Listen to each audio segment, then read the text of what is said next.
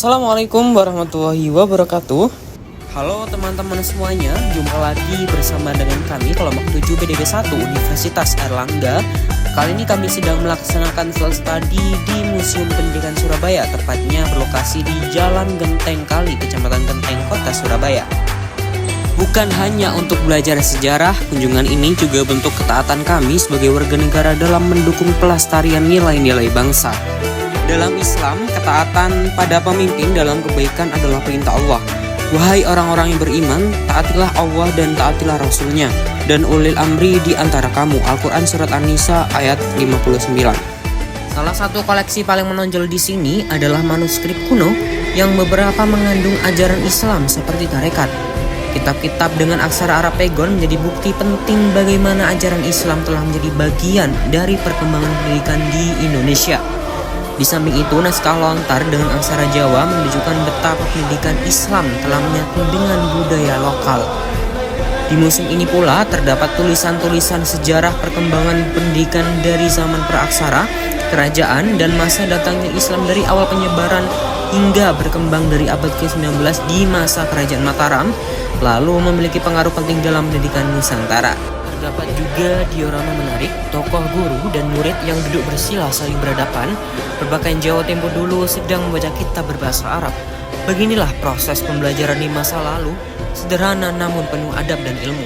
Koleksi selanjutnya adalah handpress atau cetakan huruf Arab milik Kiai Haji Ahmad Dahlan yang kala itu digunakan sebagai sarana pengembangan ilmu pengetahuan.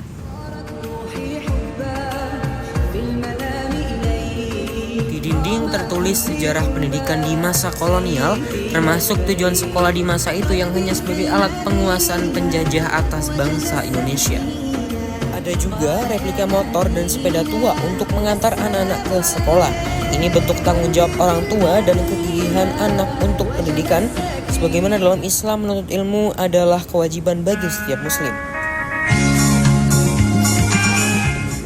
Di sisi selanjutnya mengenang Ibu Siti Rahmani, seorang tokoh muslimah yang menghasilkan metode belajar legendaris yakni Ani dan Budi.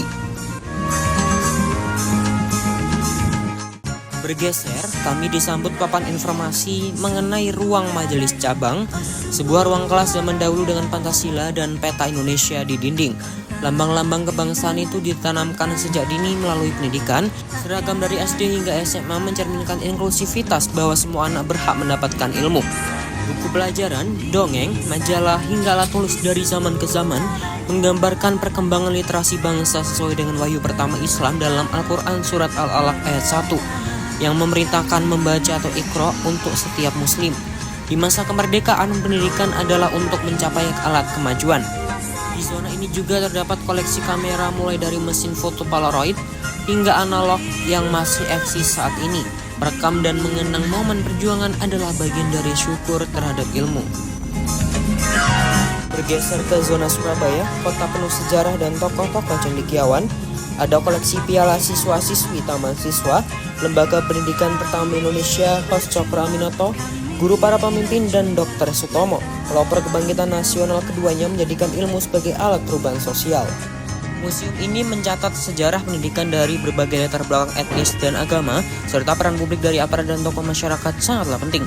Inilah wujud nyata toleransi dalam Islam sebagaimana firman Allah, kami jadikan kamu berbangsa-bangsa dan bersuku-suku agar kamu saling mengenal. Al-Quran Surat Al-Hujurat ayat 13.